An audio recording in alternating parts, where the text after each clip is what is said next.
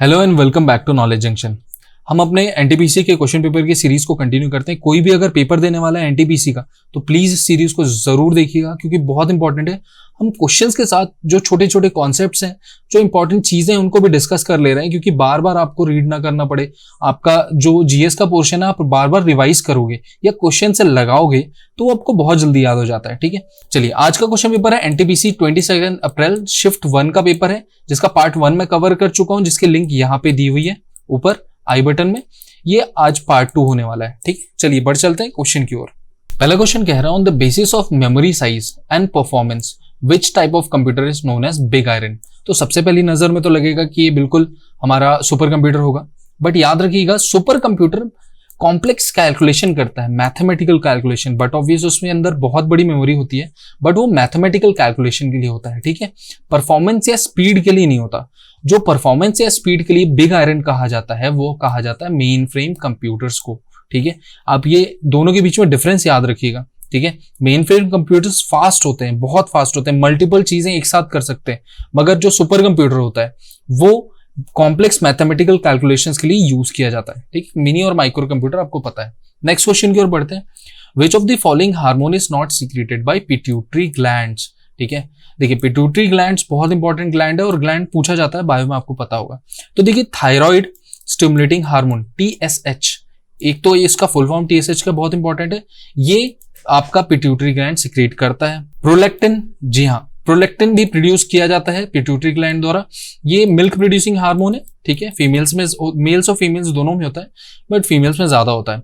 उसके बाद वेस्कोप्रेसिन, बिल्कुल वेस्कोप्रेसिन भी पिट्यूटरी ग्लैंड सिक्रीट करता है। वेस्कोप्रेसिन आपके काम आता है ब्लड प्रेशर को कंट्रोल करने के लिए। ठीक है, अब उसके बाद बात करें सोमैटोस्टैटिन। तो सोमैटोस्टैटिन आपका ग्रोथ हार्मोन होता है जो कि सिक्रीट किया जाता है पैंक्रियास के द्वारा। ठीक है, तो याद रखिएगा इसका आंसर हो जाएगा ऑप्शन डी। ये सारे हार्मोन्स बहुत इंपॉर्टेंट है, याद जरूर रखिएगा।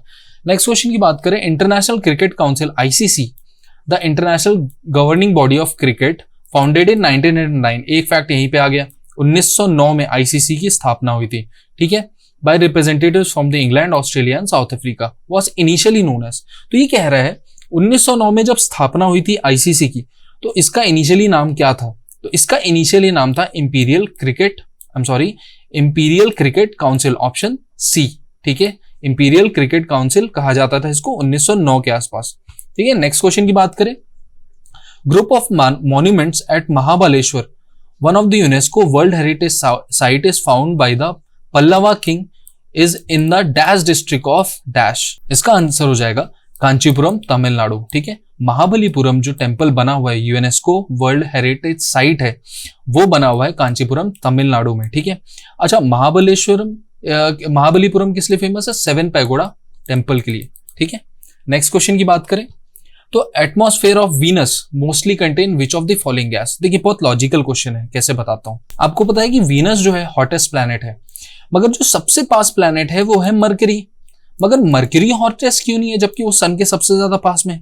उसका कारण है कि वीनस में बहुत ज्यादा अमाउंट में कार्बन डाइऑक्साइड होता है और कार्बन डाइऑक्साइड की टेंडेंसी होती है कि वो हीट को एब्जॉर्ब करके रखता है। ठीक है, कार्बन डाइऑक्साइड हीट को एब्जॉर्ब करके रखता है, इसीलिए हमारे एटमॉस्फेयर में जैसे जैसे कार्बन डाइऑक्साइड बढ़ते जा रहा है तो हीट को एब्जॉर्ब करके रख रहा है और उससे होता क्या है कि बहुत ज्यादा हीट हमारे एटमॉस्फेयर में बढ़ रही है। ठीक है, तो जो सबसे ज्यादा वीनस में है वो हो जाता है कार्बन डाइऑक्साइड, इसी कारण से Venus hottest planet of the earth है।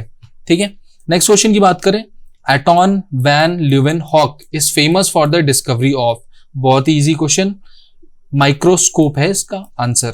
ठीक है, अच्छा अगर हम लेजर की बात करें तो लेजर का फुल फॉर्म होता है light amplification by stimulated emission of radiation. ठीक है, ये होता है लेजर का फुल फॉर्म। उसके बाद रेडियो वेव्स का डिस्कवरी किसने किया था? तो रेडियो वेव्स आप हर्ट्ज से याद रखिएगा। ठीक है, इसकी डिस्कवरी की थी हेनरी हर्ट्ज ने। ठीक है, याद रखिएगा, हर्ट्ज आपको पता है फ्रीक्वेंसी। ठीक है, फ्रीक्वेंसी को हम नापते हैं हर्ट्ज में। ठीक है, और रेडियो वेव की जो डिस्कवरी की थी वो हर्ट्ज ने की थी। चलिए नेक्स्ट क्वेश्चन की ओर बढ़ते हैं। Dash often referred to as shock treatment is a psychiatric treatment in which seizure of electric, मतलब इन टोटल आपने मूवीज में देखा है, पुरानी मूवीज में जब कोई पागल हो जाता है तो उसको शॉक ट्रीटमेंट दिया जाता है। तो ये पूछ रहा है उस शॉक ट्रीटमेंट को हम क्या कहते हैं? तो उस शॉक ट्रीटमेंट को कहते हैं ईसीटी, इलेक्ट्रो कॉन्वल्सिव थेरेपी। ठीक है, इलेक्ट्रोकॉन्वल्सिव थेरेपी कहते हैं, ECT। उसके बाद अगर बात करूं EMG की, तो EMG हम नर्वस टिश्यूज को, दिमाग के नर्वस टिश्यूज को चेक करने के लिए, नर्वस सेल्स को चेक करने के लिए किया जाता है। ECG आपको पता है, EMG की बात किया। ECG आपको पता है, इलेक्ट्रोकार्डियोग्राफ, कार्डियो वर्ड किसके लिए यूज होता है, हार्ट के लिए, तो हार्ट बीट्स के लिए यूज होता है या हार्ट की कंडीशन चेक करने के लिए यूज होता है। उसके बाद EEG किस लिए चेक होता है, EEG चेक होता है ब्रेन सेल्स या टिश्यूज को चेक करने के लिए होता है, ठीक है। नेक्स्ट क्वेश्चन की बात करें, what is the measure of temperature considered as normal in human beings. तो नॉर्मल टेम्परेचर यहाँ पे फ़ारेनहाइट दिया, आपको कंफ्यूज करने के, ठीक है। तो यहाँ पे पूछा है नॉर्मल टेम्परेचर ह्यूमन बॉडी का कितना होता है, तो 98.6 डिग्री फ़ारेनहाइट। स्टैटिक क्वेश्चन है, आप एकदम याद कर लीजिए, 98.6 डिग्री फ़ारेनहाइट। नेक्स्ट क्वेश्चन की बात करें, what is the present personal income tax exempt limit. अब इस क्वेश्चन को एक बार मैं इजी कर देता हूँ। मतलब इनकम टैक्स की जो एग्जम्प्ट है, मतलब कहां तक पैसे अगर आप कमाते हैं तो आपको इनकम टैक्स नहीं देना पड़ेगा, ठीक है। तो उसकी लिमिट है 2.5 लाख। अब ये 15-16 में 2.5 लाख थी, मगर अभी भी ये 2.5 लाख है, ठीक है, याद रखिएगा। अभी टैक्स स्लैब में चेंज हुआ है, जो आपको मैं इकोनॉमिक्स में पढ़ाऊंगा, बट ये 2.5 लाख अभी भी है। अगर 2.5 लाख के बाद अगर बात करें 5 लाख तक, ठीक है, 2.5 to 5 लाख, तो आपको 5% टैक्स भरना पड़ता है, ठीक है। इसकी बात हम इकोनॉमिक्स में जरूर करेंगे। नेक्स्ट क्वेश्चन की बात करें, dash is used to control the fission reaction reactor in nuclear reactor as it absorbs neutron without itself getting to fission. तो ये सिंपल सा क्वेश्चन पूछा है कि क्या यूज किया जाता है एज ए मॉडरेटर, तो इसका आंसर हो जाएगा कैडमियम, ठीक है। कंफ्यूजन हो रहा होगा क्योंकि हैवी वाटर भी यूज किया जाता था, ग्रेफाइट भी यूज किया जाता था, मगर जो आज के प्रेजेंट सिनेरियो में यूज किया जाता है वो यूज किया जाता है कैडमियम, ठीक है। तो इसका आंसर हो जाएगा डी, कैडमियम। नेक्स्ट क्वेश्चन की बात करें, the use of storms known as great red spot is associated with which planet. ये कह रहे ग्रेट रेड स्पॉट, जो ये स्टॉर्म है मतलब तूफान है, वो कौन से प्लैनेट से रिलेटेड है। तो याद रखिएगा, ग्रेट रेड स्पॉट जो है जुपिटर का स्टॉर्म है, ठीक है, बहुत बड़ा स्टॉर्म होता है। नेक्स्ट क्वेश्चन की बात करें, winner of 2015 United nation champions of the अर्थ, उस समय का करंट अफेयर का क्वेश्चन है। तो एक चीज याद रखिएगा, United nation champions of the earth highest award है इन्वायरमेंट को बचाने के लिए, ठीक है। इन्वायरमेंट को बचाने के लिए दिया जाता है, किसी भी जगह को भी दिया जा सकता है, किसी भी पर्सन को भी दिया जा सकता है, इसकी खासियत है, ठीक है। तो उस समय मिला था शेख हसीना को, जो पाकिस्तान से थी, उनको मिला था। अगर 2019 की बात करूं तो ये कोस्टा रिका को मिला है, कोस्टा रिका को मिला है, जो कि सेंट्रल अमेरिकन कंट्री है, ठीक है। आपको याद रखना है कि नॉर्थ अमेरिका और साउथ अमेरिका को स्टेट ऑफ मैगलन अलग करता है, और वहीं पे आसपास ही कोस्टा रिका भी है, ठीक है। अगले क्वेश्चन की बात करते हैं, who has recently been appointed as chief of new development bank.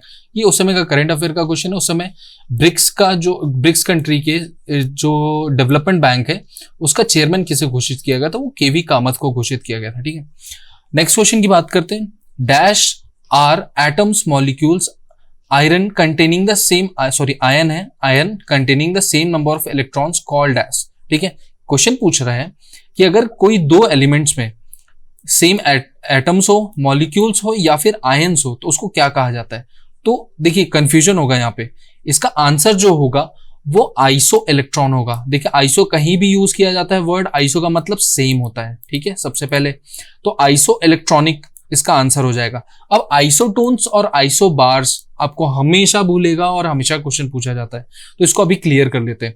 देखिए आइसोटोन्स की बात करें और आइसोटोप्स की बात करें, तो देखिए टोप्स में पी है, तो जब भी आइसो, मैंने बताया ना आइसो मतलब सेम, जब भी पी है, पी मतलब प्रोटॉन, जब भी प्रोटॉन का नंबर सेम होता है, ठीक है, और इलेक्ट्रॉन का नंबर डिफरेंट होता है, प्रोटॉन आइसोप्रोटॉन, प्रोटॉन का नंबर सेम, तो आइसोटोप्स होता है, ठीक है। जब भी इलेक्ट्रॉन्स का नंबर सेम होता है और प्रोटॉन्स का नंबर डिफरेंट होता है, तो उसको हम आइसोटोन्स कहते हैं, ठीक है। Valence electron, valence iso electron तो आपको पता है, आइसो इलेक्ट्रॉन अलग चीज है। चलिए आगे बढ़ते हैं। Computer system which does not require any storage device. ऐसा कौन सा कंप्यूटर सिस्टम है जो कोई भी स्टोरेज डिवाइस नहीं रखता। देखिए क्वेश्चन बहुत इजी है, कैसे, देखिए मैकेनिकल जो वर्क होता है, जैसे गाड़ी, ठीक है, वो क्या होगी मैकेनिकल, या उसको कह सकते हैं एनालॉग। एनालॉग कोई भी चीज होती है तो वो आपको उसको मेमोरी की जरूरत नहीं पड़ती या स्टोरेज डिवाइस की जरूरत नहीं पड़ती, आपकी इलेक्ट्रॉनिक्स को जरूरत पड़ती है, तो इसका आंसर एनालॉग हो जाएगा। जैसे एग्जाम्पल बिल्कुल सिंपल समझिएगा।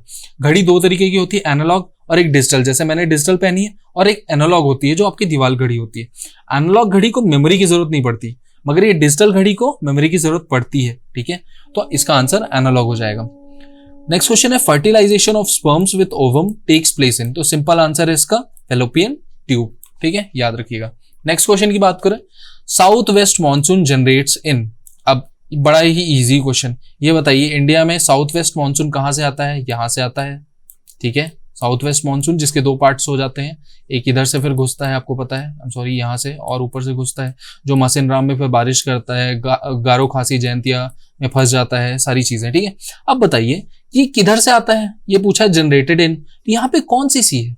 यहाँ पे अरेबियन सी है, तो इसका answer simple A Arabian Sea हो जाएगा। ओके, अगले क्वेश्चन की बात करें, what is the local name given to the parliament of Pakistan. Parliament of Pakistan का लोकल नेम क्या है?